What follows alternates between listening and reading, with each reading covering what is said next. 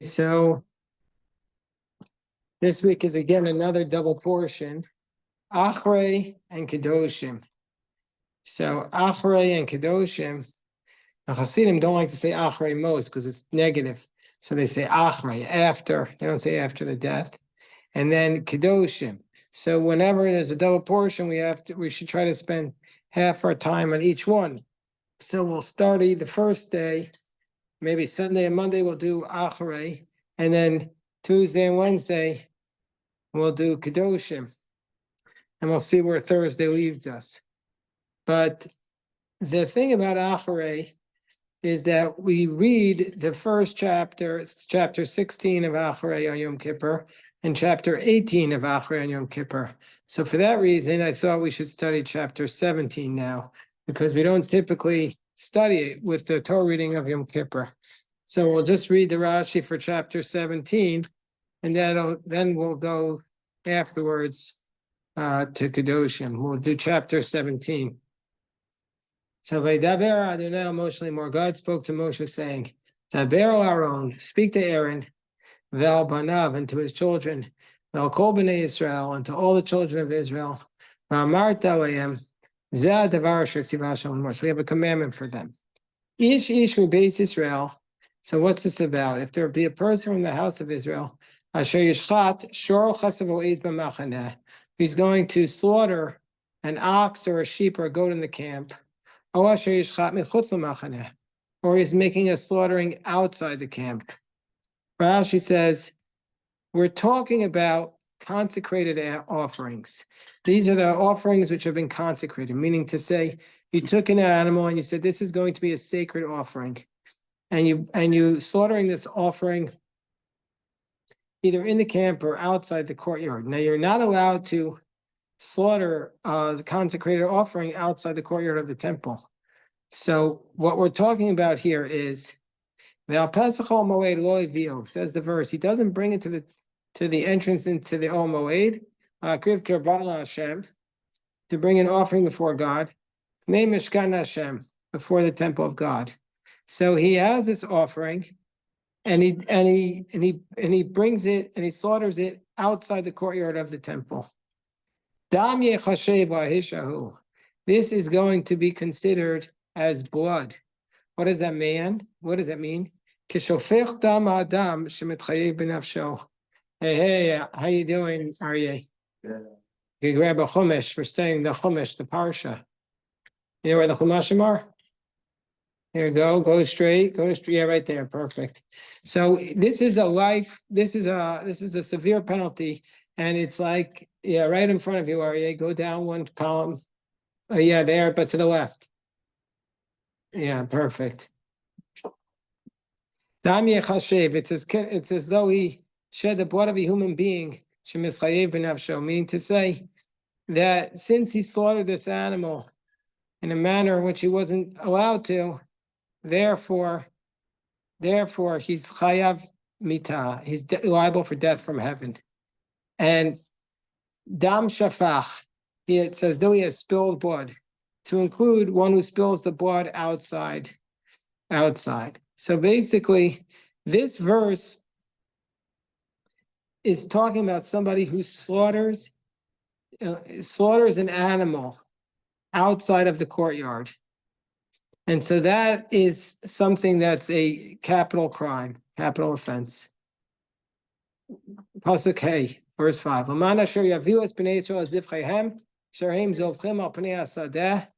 So the point is that the Bnei Israel has to bring their sacrifices that they're slaughtering. If it's a sacred offering, can't be slaughtered wherever you want. That they used to slaughter them outside, but now they have to bring them to the temple in order to slaughter them. So Vizarach Kohen is Adam on Mizbach Hashem, and the Kohen shall sprinkle the blood on the altar of God, Pesach Ol Moed, the entrance to the tent. And he should offer the fat as an offering before God. Rashi says, and now is where we're going to get very, very difficult verse. They are no longer allowed to make their sacrifices to the Seirim, Asher Haim Zonim Acharayim. They're no longer allowed to bring their offerings to the Seirim. What are the Seirim? Rashi says these are Shadim, these are demons, like Useirim Yirakdusham. So they were making offerings to the demons, and they're no longer allowed to make offerings to the demons. This is an actual prohibition from the Torah, that you're not allowed to make an offering to the demons anymore. So most of us don't do that today, literally, but we probably on some other level are making offerings to demons. But there's an explicit prohibition from the Torah that you're not allowed to make an offering to the demon. So okay. Says the pasuk. So then the pasuk says, "V'aleim tomar ish mi beis Yisrael u'menager asher yagor b'socham asher ya'aleh olah ozevach." And to them he shall say, if there's a man from the house of Israel, for anyone who lives amongst you that wants to bring an offering. Rashi says that what we're talking about now is the prohibition about burning the parts of the offering outside. So there's two prohibitions. One is slaughtering the animal outside the temple courtyard, and the other is after the animal was slaughtered inside the courtyard, you're not allowed to bring the animal's limbs outside the courtyard and then slaughter it there. That if one person slaughtered it and the other one offered it up outside the courtyard of the temple, both of them are going to be liable. Both of them are liable. So you're not allowed to take an offering and bring it outside the temple. That's what the verse is telling us. Now,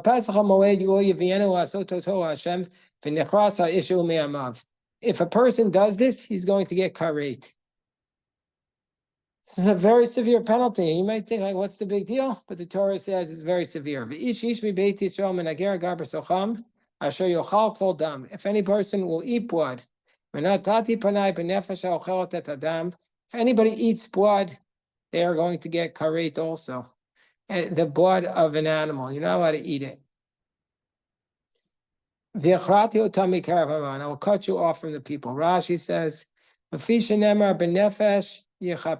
are you not allowed to eat blood? Because it says with the soul of the animal, you're going to achieve atonement. I might think you're only liable for dam hamukdashim. I might think you're only liable for the blood of the sacred animals. So it says the verse, any blood. V'natati panai shali, poneani mikol eskai. This is the severe prohibition of eating blood. We just saw this tractate in Makos. We just saw this concept in Makos that it says we get such a reward. It says chazak v'lti echol tadam. We're blessed for not eating the blood, and we get rewarded. Nobody wants to eat blood, but still, imagine how much more so we'll be rewarded for actually the commandments where we have an actual desire to eat. And then it says ki nefesh habasar badamhi, because the soul of the flesh is in the blood. And I placed it for you on the altar, to atone for your souls. Because the blood is in the soul, and the soul is in the blood to achieve atonement. Rashi says, because the soul of the flesh of every creature is depending upon the blood. I placed it on the altar to atone for the soul of a man. So you're not allowed to eat the blood, because the blood of an animal is its soul. So from here, Rashi seems to be saying that animals have a soul. Rashi seems to be answering this question: do animals have a soul? Therefore I said to the children of Israel, anybody amongst you shall not eat blood. And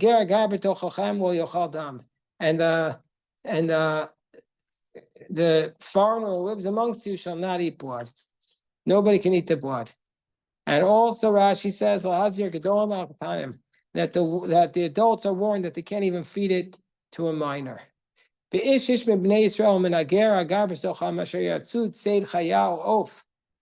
there be a person amongst you who will trap an animal, okay,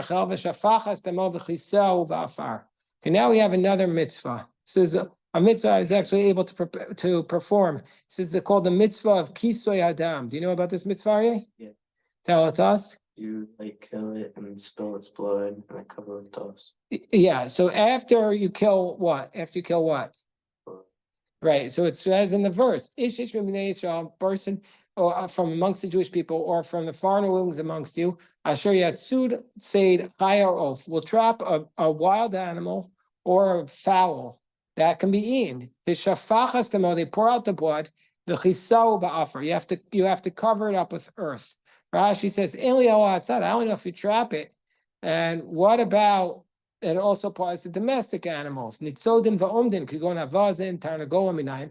I don't know, applies to animals that you already have in your possession, like a duck or a chicken. Tamomer tseid mikol makom, and it says a double expression. Sad asher yatsud seid. Any event. Imkain lama nemar asher yatsud. What does it say will trap? Shelo yochal basar ela ba'azman azos. You can't eat meat unless it is with this preparation. So Rashi is saying that this teaches us that you should not readily eat meat. It should be seen as something that has to be trapped. So therefore, you should not be accustomed to always eat meat. It should be something that, just like when you trap something, you don't know if you're going to catch it. So too, meat should not be as ubiquitous, as certainly as it is in today's world. The meat is ubiquitous now. Asher yochal. It doesn't apply to non-kosher animals. What's the reason for this mitzvah?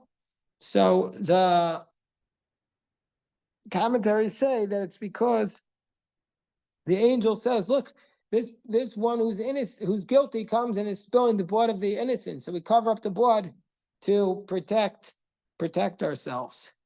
That's the explanation for this. Nefesh kol basar damo b'nafshahu, because the soul of every flesh, its soul is in its blood, or it's va'omar of Bnei Yisrael dam kol basar lo tocheo. And I say to the children of Israel, the blood of all flesh you shall not eat. Ki nefesh kol basar damohi kol acharei, because the soul of all flesh is its blood. Whoever eats it will be cut off. Baruch atah Adonai Mohammed Shakol Miyad. Rashi says, Damo b'nafshahu. Damohu lo, its blood serves it in the role of its life. B'mkom ha'nefesh, ha'nefesh tzul yabo. The life depends upon it. Ki nefesh kol basar damohi, because the soul of all of its flesh is its blood. Ha'nefesh hi adam, the soul is the blood. Dam u'basar lashon zachar. Okay, now we go to the next verse. V'chol nefesh asher tochal nevela u'treifa, and any soul that will eat a carcass, ba'ezrach bager, nevela u'treifa ba'ezrach bager, any soul that will eat a carcass, or an animal which is treifa, which was torn apart. So basically, if you eat this non-kosher animal, then the pasuk tells us that you become tameh and you have to go into the mikveh at night. Now, this is very important, Rashi. You had a question?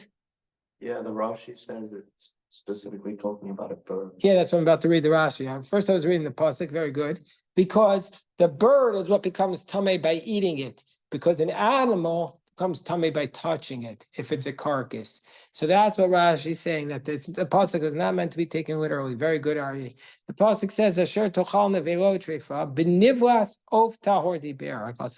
The pasuk is referring to the carcass of a kosher bird. When does it transmit tuma? When it's in your throat. The meat. Is that what a gullet is? What? It says gullet. Yeah, gullet is your throat. So basically, it's only while it's in your throat. So if it's in your mouth, you're not tameh. But it's only once you swallowed it. So he says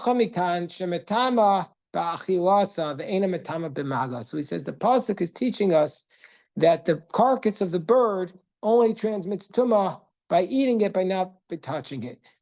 And the word treifa that's written here is meant to be expounded. Um. So. So meaning to say the Gemara in Zvachim is telling us that this is an adjective for Nevela. Okay, but then we go on and it says V'chein shaninu yachol te nivos of tamei metama beisablia. I might think that the carcass of a bird transmits tuma being swallowed. Tamalomer utrefa. Mishiyesh b'mino trefa. Yatsa of tamei shem b'mino trefa. Meaning to say, hey, bring a chumash, that only a kosher bird transmits tumah in this way, but not a non-kosher bird. But if he doesn't wash his clothing or he doesn't go to the mikvah, he carries his sin. Rashi says, if he goes in to the temple while he's tamei, this is what we're learning about in our Gemara now in Shavuos, he gets kares. If he goes into the temple, while he's in a state of ritual impurity. And if he goes in with garments that are tamei, if he just throws his garments into the grounds of the Beis Hamikdash, just like throws his jacket over into the Beis Hamikdash while it's tamei, then he gets lashes. I want to just say before we go on to the next parak, I want to just see if the Torah Tamima will quote the medrash that I cited about the bird, because it's about the Kisoy Adam. Let's just go to Torah Tamima for a second. Torah Tamima, let's just see what he says here. Yeah, now we'll go to Parashas Kedoshim. Hold on. Okay, what pasuk was it? Yud Gimel. Let's see what he says.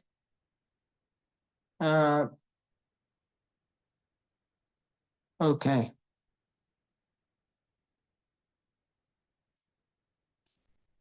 He does.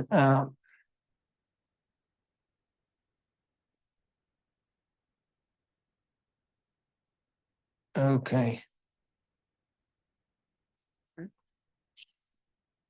Okay. Doesn't talk about it. All right, fine. Let's go now to Parashas Kedoshim that we just did this parak. The Torah, the Safari has Torah Tzvima. What? No, I looked at I have the Torah Tzvima, but I didn't see for the midrash I was quoting.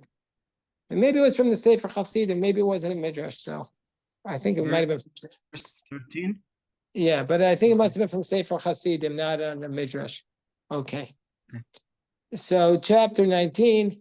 That's the very famous first pasuk of chapter 19 of Vayikra. God spoke to Moshe saying, Elon, I was afraid to go in that room this morning. I didn't want to wake you up. I thought you slept here all night. No, we left right after. Right after. Thank you. You're a big help. It's always a geschmack whenever you come. So Daber, and also Jeffrey likes it when you come because that way he's not the only Kohen. Likes to share the wealth. Daber kol adas b'nei Israel v'amarta alayim. Speak to the children of Israel and say to them, Kadoshim tiyu, you shall be holy. Ki kadosh ani Adonai Elohim. Because I am holy. I am Hashem your God, and I am holy. Says the Heilige Rashi. What does it mean? What does it mean? Daber kol adas b'nei Israel. Melamed shenemra parsha zu ba'hakel. That when was Parshas Kedoshim said? Gathered all the people. Why? They should rove gufei Torah tuliyimbo. The majority of the Torah is dependent upon this passage, what we're about to read. Now, anybody see the phrase of the week that the yeshiva sent out this week? Did you see the phrase of the week? Oh, where did I see that? Where are you sending it? What? You texted it? It's on the Yeshiva Selling Melech YouTube channel. Oh, right. So, Rebbe, you have to add this to the group chat. Hold on. Yeah, I'm right now. Yeah, but then you're going to get a lot of stuff. It's fine. You don't mind? Always tell me you're gonna add me and you're gonna. Yeah, because I feel like you maybe don't really want it, but okay. No, actually, Okay, well, fine. yeah. Okay, what about you, Eitan? Do you want to be on? Oh, okay. What? Which chat? The yeshiva. Bagel chat. No, the yeshiva's chat where you get updates about all the classes. Yeah. Yeah, I didn't know we did. We know we can update you. Yeah. Here, I'm going to send you the phrase because this phrase already went semi-viral in the world. It has over 600 views. Yeah. and it's the basic phrase is Ve'ahavta l'reacha kamocha, which is from our parsha.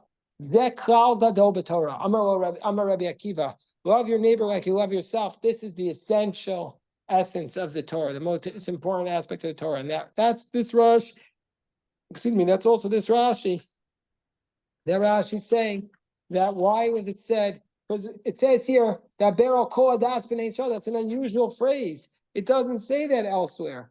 That is the whole community. Everybody was gathered to hear this. So this is almost like a Sinaitic phrase that everybody was gathered because the majority of the Torah is dependent on it. Okay, and now we go to the next phrase. Hold on, let me just see. Let me just see this whole phrase. This is a very powerful phrase.